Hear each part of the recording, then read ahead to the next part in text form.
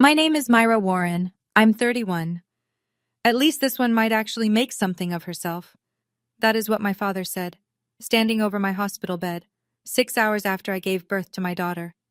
My husband clenched his fists. My mother-in-law grabbed his arm. My own mother stared out the window like she'd gone deaf. And me? I just held my baby girl against my chest and smiled. Because for 31 years, I'd been the invisible Warren, the one who sat at the end of the table, the one whose name came up only when someone needed something done quietly. But for the last 4 years, I'd been keeping a secret. And if it ever came out, it would flip everything my father believed about this family upside down. I didn't plan what happened at that brunch. I just finally stopped pretending it didn't hurt. Before I go on, please take a moment to like and subscribe, but only if you genuinely connect with this story. And if you're watching right now, drop your city and your local time in the comments. I'd love to know who's out there. Now let me take you back 4 years. To the night I found out my parents were about to lose their house. 4 years ago, I was 27. I just finished my advanced nursing certification, 6 months of night classes after 12-hour ER shifts, studying in my car during lunch breaks because the break room was always full. I called my father the day I passed. He picked up on the fourth ring. I told him. There was a pause, 3 seconds, maybe 4. And then he said, "That's nice. Hey, did Greg tell you he got promoted? Regional sales manager. They gave him the corner office." That was it. My entire accomplishment, swallowed whole by my brother's job title in under 10 seconds. I wish I could say that was unusual. It wasn't. Growing up, there was a pattern in the Warren house. I'd bring home honor roll. Dad would mention Greg's baseball trophy. I'd get accepted to nursing school on a partial scholarship. Dad would spend dinner talking about Greg's new apartment. Every single time, like clockwork. My name was a bridge sentence to get back to my brother. Thanksgiving that year made it crystal clear. We were all at my parents' place, the same split-level ranch in Dayton they'd had since 1989. Turkey, stuffing, the works. Dad stood up, raised his glass, and gave a toast. "To Greg," he said, "the pride of this family." Everyone clinked. I sat at the far end of the table, next to the bowl of mashed potatoes nobody touched. My mother reached under the table and patted my knee. "He doesn't mean it, sweetie," she whispered. But she didn't say a word to him. She never did. I told myself I was fine. I told myself it didn't matter. Then Ryan showed me something on his laptop that changed everything. Ryan, my husband, is a structural engineer. Steady hands, steady head. He'd been helping my parents fix things around their house for years. Leaky faucet, sagging porch steps, a cracked foundation wall in the basement. Dad never thanked him, but Ryan went anyway, because that's who he is. One Saturday, Ryan drove over to replace a corroded pipe under their kitchen sink. Mom was at the grocery store, Dad was napping in his recliner, and sitting right there on the kitchen counter, half hidden under a coupon flyer, was an envelope from the mortgage company. Ryan wasn't snooping, it was open. The red print was hard to miss. 3 months past due, 62 days to resolve or face foreclosure proceedings. He took a photo with his phone. That night, he showed me. I couldn't breathe. My father had retired early at 59. His back gave out after 31 years at the plant. He told everyone he was set, comfortable, that his pension and savings had it covered. "We don't need a thing," he'd say whenever anyone asked. "Warrens take care of themselves." It was a lie. His pension covered maybe 60% of their expenses. The rest had been bleeding out of savings for 2 years. I called Greg, figured maybe we could split something. His voice got tight immediately. "Yeah, I've been meaning to help, but things are tight right now. The divorce, you know."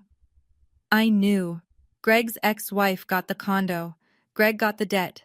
The golden child was drowning, too. He just had a nicer suit on while he sank. I lay awake that whole night, staring at the ceiling fan going in slow circles. I hated how my father treated me, but I couldn't watch my mother lose her home. So I called the one person I trusted with money. And she happened to be my mother-in-law. Linda Callahan is Ryan's mother. 58, widowed, retired from a 30-year career as a CPA.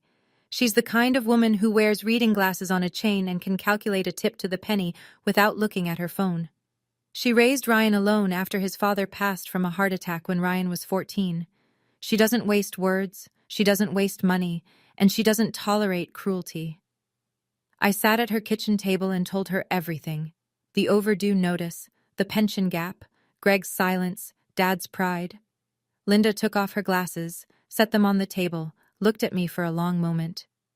"If you're going to do this," she said, "do it right. Don't let them know." She introduced me to Margaret Bowen, a financial advisor she'd worked with for years. Quiet, precise, trustworthy. Within 2 weeks, Margaret set up a modest trust, nothing fancy, that would route a monthly transfer of $2,800 from my savings into my parents' checking account. On their end, it would show up as a supplemental benefit. Clean, untraceable without digging. Ryan held my hand the night I signed the first authorization. "You sure?" he asked. "No," I said. "But I'd rather live with this than live with guilt." The first transfer hit in March. That same week Dad called Greg. I heard about it later from Mom. "Looks like the pension office finally fixed my benefits," Dad had said, proud as ever. Greg's response, "See? I told you it'd work out." Nobody thanked me. Nobody even knew. And that became the shape of the next 4 years. $2,800 a month. 48 months. Keeping the lights on in a house where my name was never the one they toasted. 2 years in, the transfers kept going, quiet, automatic, invisible. $67,000 and change. Nobody knew. Nobody asked. I didn't keep a running tally back then. I tried not to think about it. Every month, a notification would pop up on my banking app, and I'd swipe it away like a bill I'd already accepted. Meanwhile, the Warren family kept running on the same script. Christmas, 2 years into the transfers. We gathered at my parents' house. Same dining room, same mismatched chairs, same position for me at the end of the table. Greg sat at Dad's right. His new girlfriend, a paralegal named Tina, sat at his left, looking thrilled to be included. After the ham, Dad tapped his glass. He had an announcement. "I've been thinking about the future," he said. "When I get older, really older, someone's going to need to handle the family finances, make the big calls, so I'm putting Greg in charge." He said it like he was passing down a crown. Greg nodded solemnly, as though he hadn't maxed out 3 credit cards buying a boat he never used. Then Dad looked at me, not with cruelty exactly, something worse. Pity. "You just focus on your little job, Myra. Leave the big decisions to the men. That's how this family works." A few people chuckled, the nervous kind, the kind that fills silence when nobody knows what to say. Mom studied her napkin. Tina glanced at Greg like she was waiting for him to object. He didn't. Under the table, I was squeezing my water glass so hard my knuckles went white. Ryan placed his hand on my thigh and pressed gently. A quiet signal. I'm here. I thought the worst was over. Then I got pregnant, and everything escalated. 5 months along. I announced it in the family group chat with a photo of the ultrasound. Black and white blur, tiny fingers curled like a comma. Mom was ecstatic. Heart emojis, prayer hands, a voice memo of her crying happy tears. Greg texted, "Congrats, sis," and then immediately pivoted.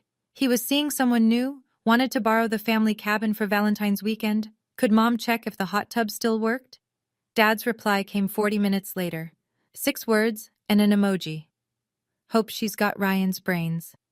I stared at that message for a long time. Read it once, twice, 3 times. Showed it to Ryan. He didn't say anything. Just set the phone face down on the counter and walked into the other room. That night, at my 20-week checkup, I sat alone in the dark ultrasound room while the tech went to get the doctor. The screen still glowed, my daughter's profile, her nose, the curve of her skull. I put my hand on my belly and whispered something I'd been thinking for weeks. "I promise you'll never sit at the end of the table." When Ryan picked me up, he was quiet for most of the drive.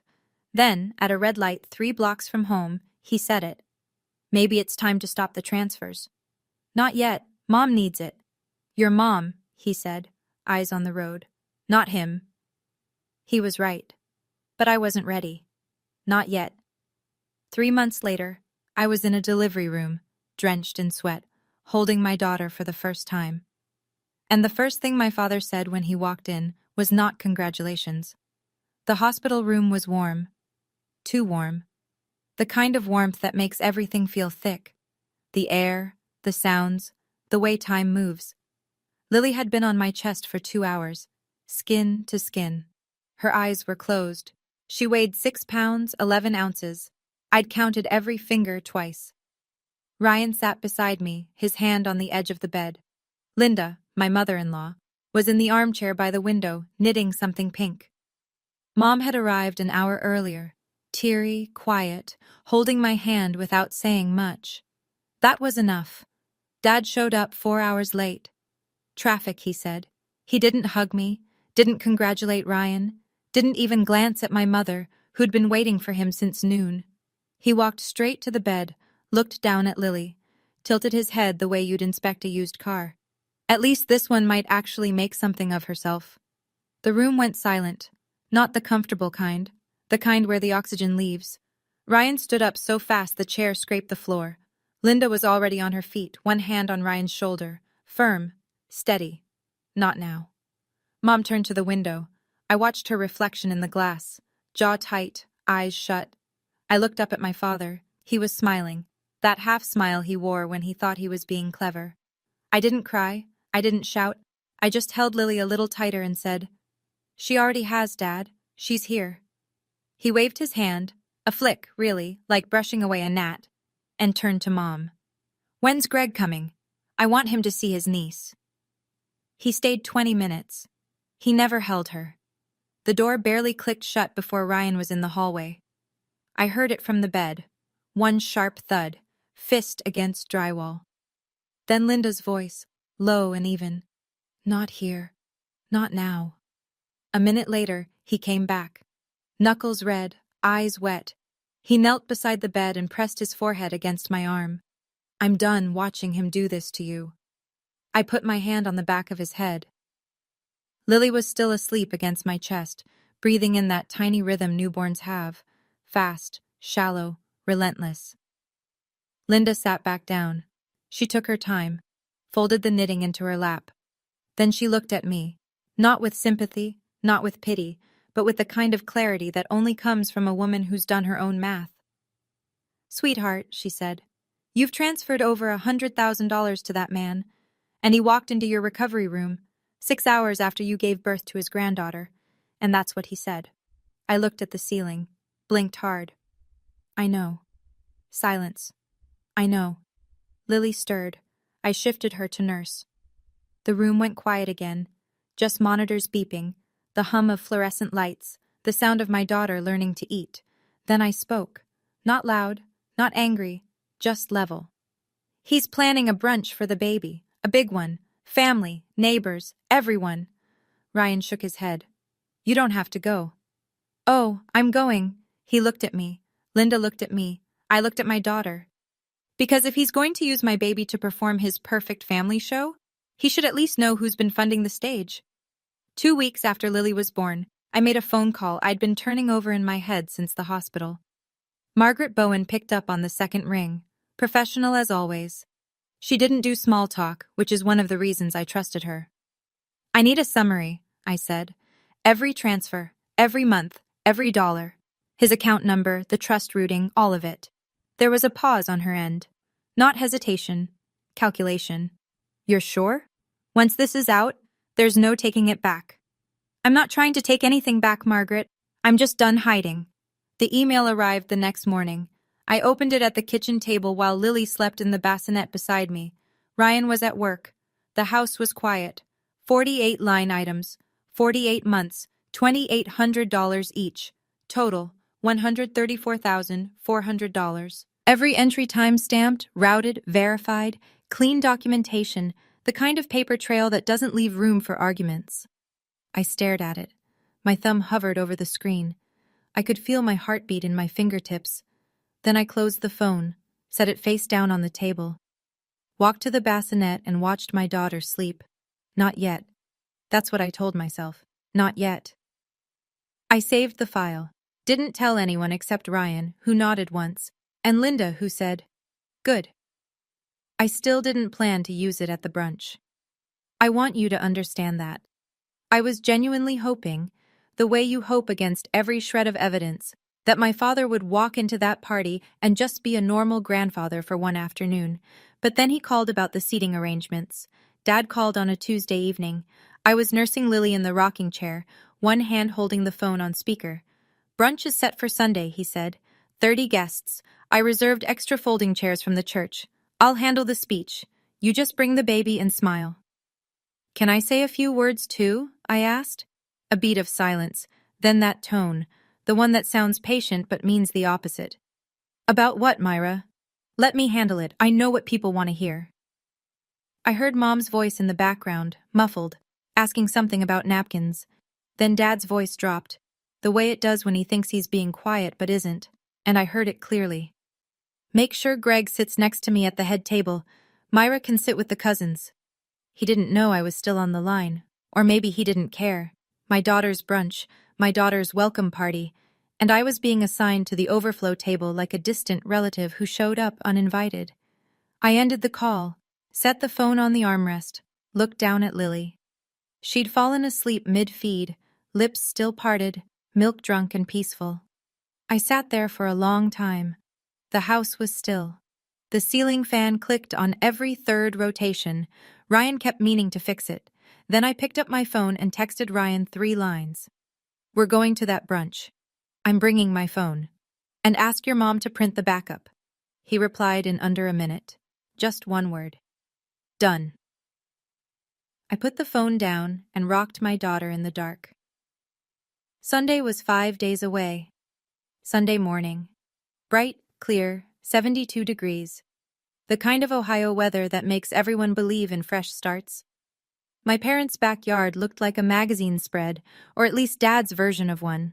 White tablecloths, pink balloons tied to every chair, a hand-painted banner strung between the oak tree and the fence post. "Welcome, baby Lily." Dad had outdone himself.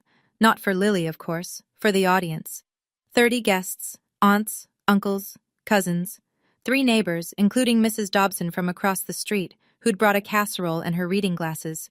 2 of Dad's old buddies from the plant, Greg and his new girlfriend, whose name I'd already forgotten. Everyone dressed in Sunday casual, holding lemonade, complimenting the yard. Ryan carried Lily in her car seat. I walked beside him, Linda 1 step behind. We came through the side gate, and I saw it immediately. The seating. 2 long tables. The main one, front and center, closest to the house, had place cards. Dad at the head, Greg to his right, Mom to his left, Greg's girlfriend next to Greg. Open seat for one of Dad's buddies. The second table, smaller, pushed toward the back fence near the recycling bins, had no place cards, just plastic cups and paper plates. That's where I was supposed to sit. At my own daughter's welcome party. By the recycling. Aunt Helen, Dad's younger sister, 61, no filter, God bless her, spotted me before I'd even set down the diaper bag. "Honey," she said, hugging me sideways, "why are you all the way back here? This is your baby's party." I looked at the head table. Dad was arranging his speech notes beside his plate. "Ask Dad," I said. Helen's eyes narrowed. She didn't ask. She didn't need to. They served quiche and fruit salad. Dad waited until every plate was full. Then he stood, tapped his glass with a butter knife, and smiled the smile he saves for audiences. Speech time. 30 faces turned. Forks went down. Even Lily stopped fussing in Ryan's arms. 30 years, Dad began. "I've been waiting for this family to give me a granddaughter." He pointed at Greg. "Your turn next, son." Laughter. Easy, comfortable, rehearsed. Then he talked about the Warrens, the legacy, the values. His voice swelled the way it always does when he's performing.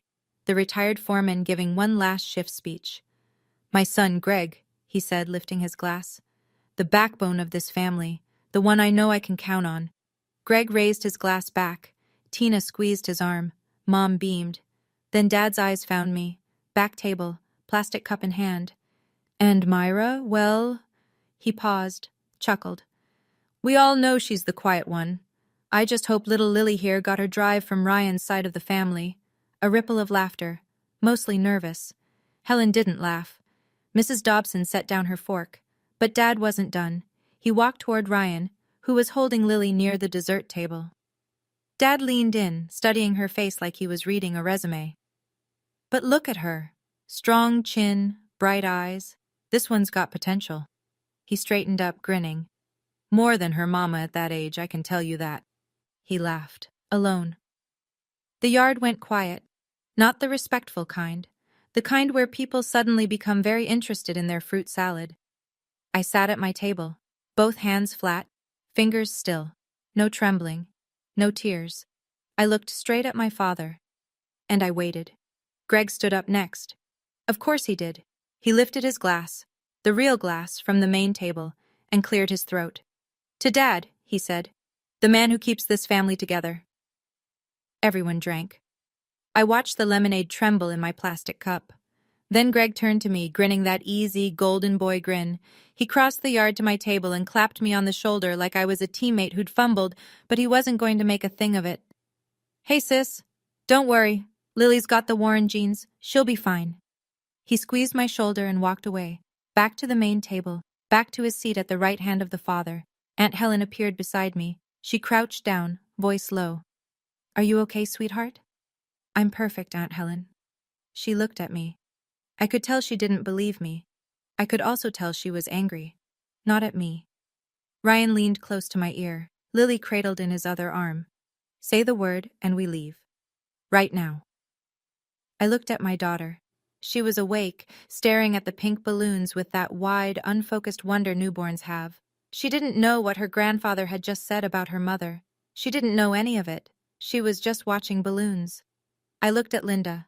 She sat 2 chairs down, her handbag on her lap, calm, upright, watching me the way a pilot watches instruments. She gave me a nod, small, certain, one nod. That was all I needed. I took a breath, stood up, pushed my chair in, neatly, quietly, the way I do everything. Then I walked to the main table. Dad, can I say a few words? He looked surprised. Now? We're about to cut cake. It won't take long. He waved his hand like he always does. Make it quick. So I did. I stood at the head of the main table. No microphone, no notes. Just me, my voice, and 30 people who suddenly didn't know where to look. Thank you all for being here for Lily, I said. My voice was steady. I made sure of that. She's 3 weeks old, and she's already surrounded by more love than I ever expected. I let that land. A few smiles. Mrs. Dobson pressed her hand to her chest. Dad just said something about hoping Lily got her drive from Ryan's side. I turned to my father. He was still smiling. The frozen kind. The kind that means he's calculating. That's fine. He's been saying versions of that my whole life. The smile cracked. Just a fraction. But there's something everyone here should know. Something I've kept quiet for 4 years. Dad shifted in his chair, his arms crossed. Myra, this isn't the time for drama. You're right, Dad. It's the time for honesty. Mom reached for his arm. Myra, please. I looked at her. Really looked.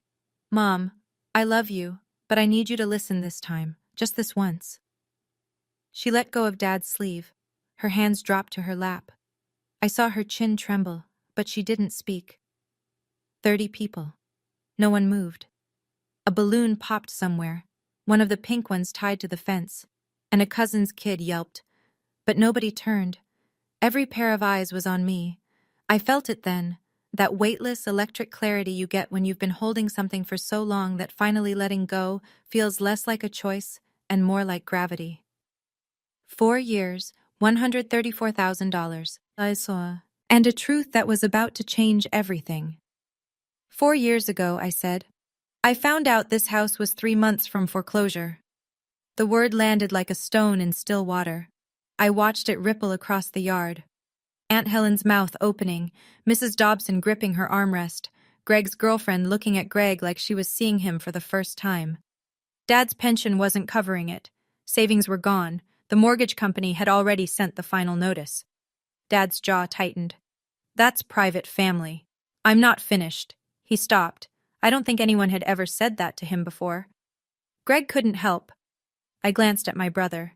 No offense, Greg. Greg stared at his plate, his ears turned red. Tina pulled her hand off his arm. So, I set up an anonymous monthly transfer. $2,800 every single month, for 48 months. Whispers. Helen covered her mouth. One of Dad's plant buddies set his glass down slowly, deliberately, like he needed something to do with his hands. I turned back to my father. Dad, you told everyone your pension got adjusted, that the benefits office fixed your account. I held his gaze. It wasn't them. I let the silence do the work. It was me, the quiet one, the one who'd never make something of herself. Dad opened his mouth, closed it, opened it again. That's ridiculous. I never— Check your bank account, Dad. I didn't shout, didn't lean forward, said it the same way I'd say, pass the salt. I turned to Linda. She reached into her handbag, pulled out a printed sheet, 48 lines dated, stamped, and set it on the table in front of him. His phone buzzed in his pocket. He pulled it out. His face went white.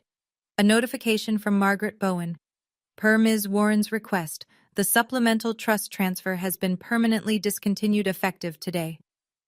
Donald Warren stood at the head of his own table, phone in one hand, printed bank statement in the other, and for the first time in my life, he had nothing to say. His face didn't crumble all at once. It happened in stages, confusion, then recognition, then something I'd never seen on my father. Shame. Greg broke first. He pushed back from the table, chair scraping the patio. Wait, what? You've been— How? He looked at me, then at Dad, then back at me. 4 years? I didn't answer. I didn't need to. The paper answered. Aunt Helen stood up. She's 5'3", and she filled the entire backyard. Donald, is this true? Your daughter's been paying your mortgage this whole time? Dad's voice came out thin. This is none of your business, Helen. You just spent 10 minutes telling everyone she'd never amount to anything. Helen pointed at the statement. I'd say it is my business. Murmurs spread through the tables. Mrs. Dobson shook her head slowly, the way you do when you're disappointed in someone you've known for 30 years. One of Dad's plant buddies picked up his jacket from the back of his chair and quietly put it on, like he was getting ready to leave.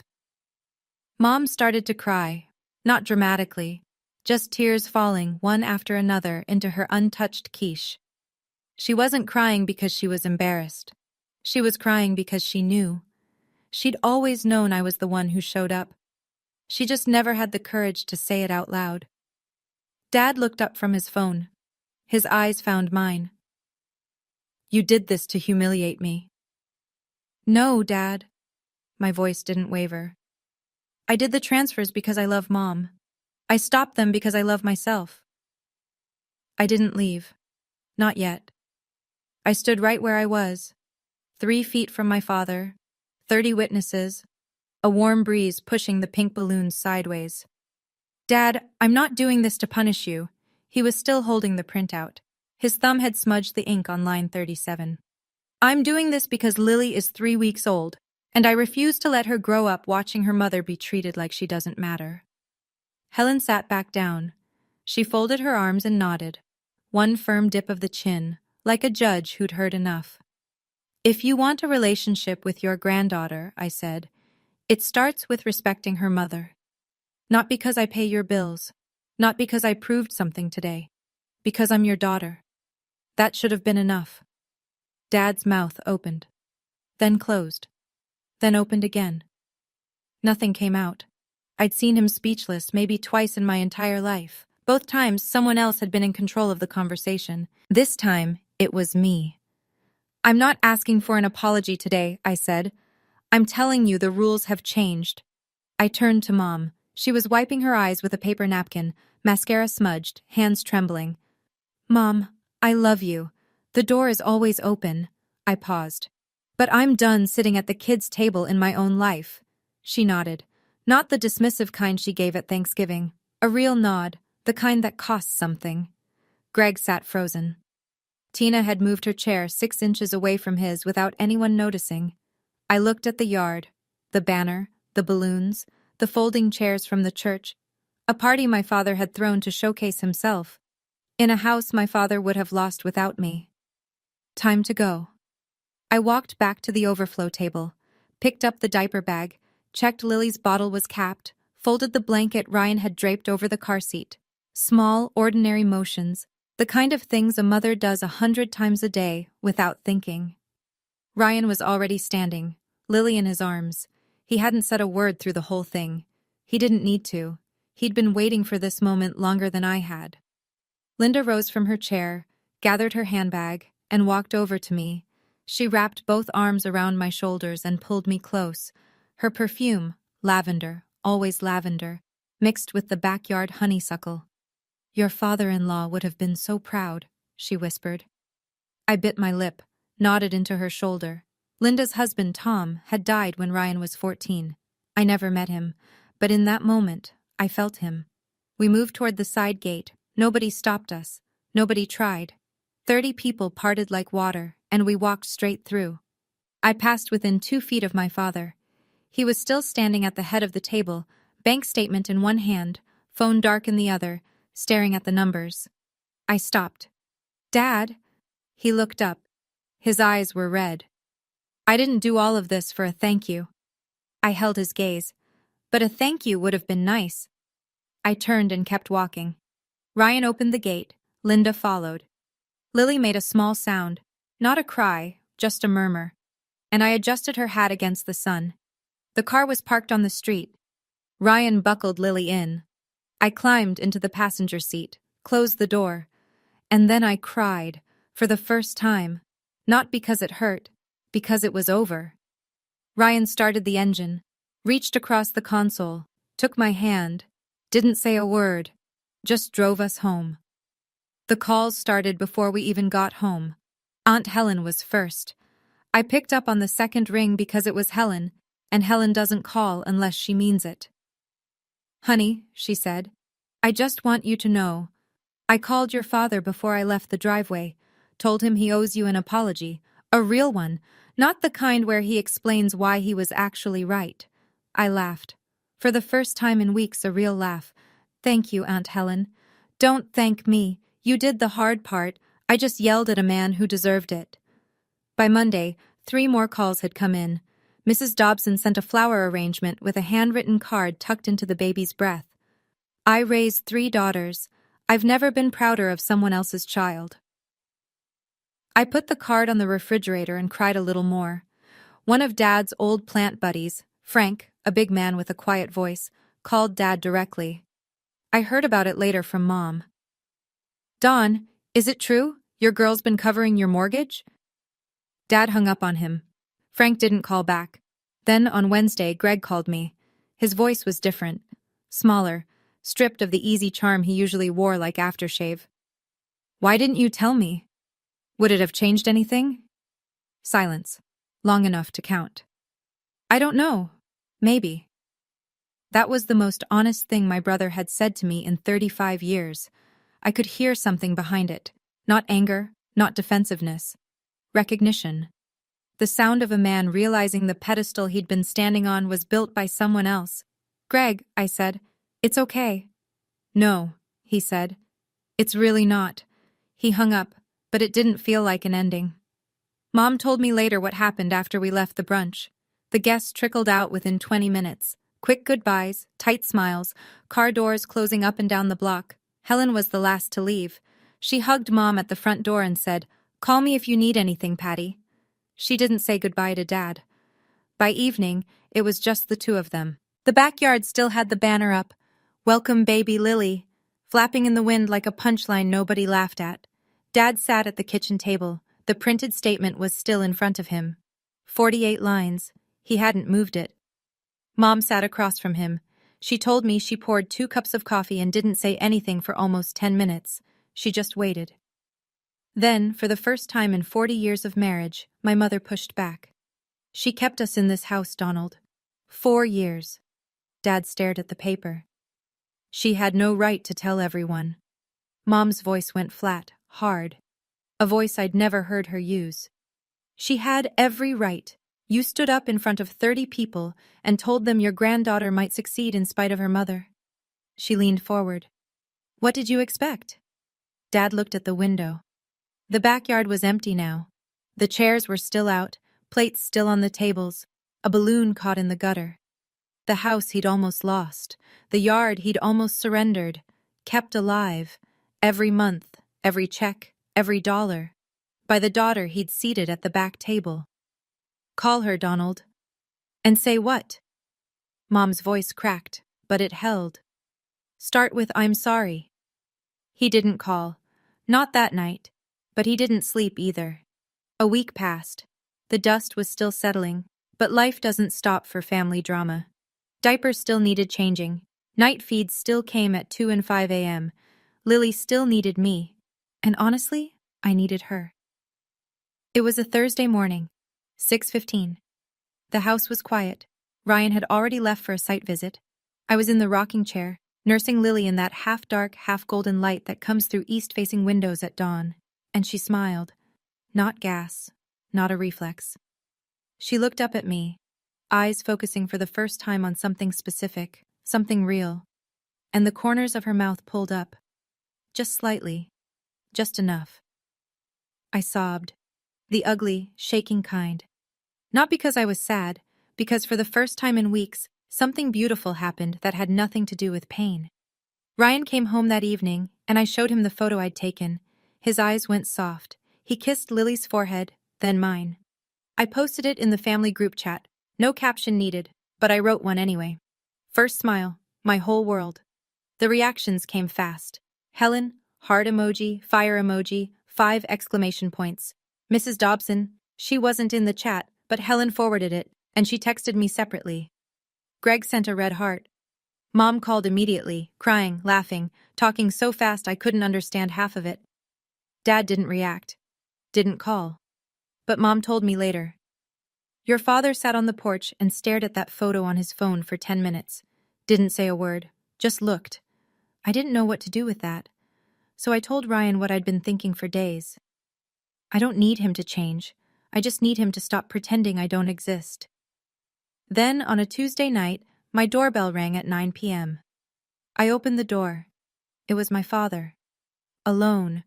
He was wearing his old brown jacket, the one with the frayed cuffs that Mom keeps threatening to throw out. No flowers, no gift bag, no props. Just Donald Warren standing on my porch under the yellow light, looking 10 years older than he had 3 weeks ago. Ryan appeared behind me, one hand resting on my shoulder, not pushing, not pulling, just there. Can I come in? Dad asked. That depends on why you're here. He looked down at the welcome mat. His work boots were untied, something I'd never seen before. My father tied his boots before he tied his tie, always. I'm here because... He trailed off, swallowed. Patty told me I should come, and Helen, and Greg. That's a lot of people telling you what to do, I said. What about you, Dad? Why are you here? He didn't answer right away. A moth bounced against the porch light. Somewhere down the block, a dog barked twice and stopped. When he looked up, his eyes were red. Not crying red, exhaustion red. The kind you get from 3 weeks of not sleeping and not admitting why. I'm here because I'm ashamed. 3 words. Quiet. No performance. No hand gestures. No audience. I searched his face for the act, for the calculation, for the half-smile he used when he was managing a room. It wasn't there. I stepped back, opened the door wider. Didn't say come in, didn't need to. The open door said it. He stepped inside. Ryan squeezed my shoulder once, then disappeared upstairs with Lily, giving us the room. Dad stood in my hallway, hands in his jacket pockets, looking at the family photos on the wall. Me and Ryan, Lily's hospital photo, Linda at Christmas, none of him. He noticed, I could tell. He didn't mention it. I made coffee, not because he deserved it, but because my hands needed something to do. We sat at my kitchen table, the cheap IKEA one Ryan and I had assembled the week we moved in. No tablecloth, no place cards, no head and foot, just 2 chairs, 2 mugs, and 31 years of things unsaid. Dad wrapped both hands around the mug, stared into it like the answer might be floating there. I don't know how to say this, he said. I never learned. Try. He took a breath, let it out slow. I looked at that bank statement every day since the brunch. $134,000. He shook his head. And I couldn't even hold her when she was born. Why not? The question sat between us. I watched him wrestle with it, jaw working, eyes shifting, pride fighting honesty in real time. Because I was scared. I waited. You grew up and became everything I couldn't, Myra. You put yourself through school, built a career, bought a house, married a good man, and you did it all without me. His voice thinned. Without needing a single thing from me, and I couldn't stand it. The refrigerator hummed. Upstairs I could hear Ryan walking Lily in slow circles, her white noise machine a soft static through the ceiling. That's the most honest thing you've ever said to me, I said. He nodded. Slow. I'm not asking you to start the money again. Good, because that's not happening. No anger in my voice, no cruelty, just fact. He took a sip of coffee, set the mug down. His hand was shaking, just slightly, a tremor he'd never have let anyone see at the head of his own table. I know, he said. For a moment, neither of us spoke. And the silence wasn't empty. It was the fullest our kitchen had ever been. I'm not going to pretend this is fixed, I said. One conversation doesn't erase 31 years. I know. Here's what I need. I didn't rehearse this, but it came out clear, like I'd been writing it in my head since I was 12 years old, and overheard him tell Uncle Ray that Greg was the one with the potential. You don't compare Lily to anyone, not to Greg's future kids, not to her cousins, not to me. She's her own person, full stop. He nodded. You don't dismiss me in front of family. Not as a joke, not as a habit. Not ever again. Another nod, slower this time. And if you want to be in Lily's life, you show up. Not for the speech, not for the audience. You show up at bedtime and tummy time and the boring Tuesday afternoons when nothing happens. That's where being a grandfather counts. He looked at the table, traced a scratch in the wood with his fingernail. What about the money? He asked. Quiet, almost ashamed to ask. If Mom needs help, she can call me directly. We'll figure it out. But I'm not sending anonymous checks so you can pretend you don't need your daughter. He flinched. I saw it. A small contraction, like I'd touched something still raw. Then I said the hardest part. And Dad, I need you to say it. Not for me. For you. He looked up. His eyes were wet. Not streaming, just bright, glassy, the way water looks right before it spills. I'm sorry, Myra. His voice broke on my name. I'm sorry I made you feel like you weren't enough. I nodded, didn't hug him. Not yet. But I nodded. That's a start. I stood up, poured him more coffee, set the mug in front of him, sat back down. It wasn't a happy ending. It was an honest beginning. It's been 2 months since that night at my kitchen table. I won't pretend everything transformed overnight. It didn't. My father is 63 years old and has been running on the same operating system since 1961. Change doesn't come easy. It comes awkward. He started visiting Lily on Sundays. The first time he stood in the doorway of the nursery for a full minute, hands at his sides, like he'd forgotten how to enter a room without commanding it. Then he sat in the rocking chair. I placed Lily in his arms. He held her stiffly at first, elbows locked, jaw tight, and then she grabbed his pinky. His whole body softened. I watched it happen in real time, like ice cracking in spring. He brought her a teddy bear the second visit. Way too big, almost the size of Lily herself. She screamed when she saw it. He looked devastated. Ryan and I laughed for 10 minutes. He doesn't say I love you to me. Not yet. Maybe not ever. But last week, when I was carrying Lily to the door to say goodbye, he stopped at the porch steps, turned around, looked at me. She's lucky, he said. She's got your stubbornness. I raised an eyebrow. I'll take that as a compliment. It is one. First time. A small thing. But I heard it. Greg calls me every week now. Nothing big, just, how's Lily? How are you? Simple. Real. We're not best friends. We're something better. We're honest. Mom sent a handwritten card. Not long. Just, I should have spoken up sooner. I'm sorry. Love, Mom. I taped it to the refrigerator, right next to the photo of Lily's first smile. And here's what I learned. Not a lesson. Just something true. You don't have to set fire to the whole house to get warm. Sometimes you just need to stop standing in the cold. If this story reminded you of someone, a parent, a sibling, a version of yourself, I'd love to hear it. Were you the invisible one, or did you finally speak up? Drop your story in the comments. And if this one hit close to home, there are more stories just like it, waiting for you in the description. I'll see you in the next one.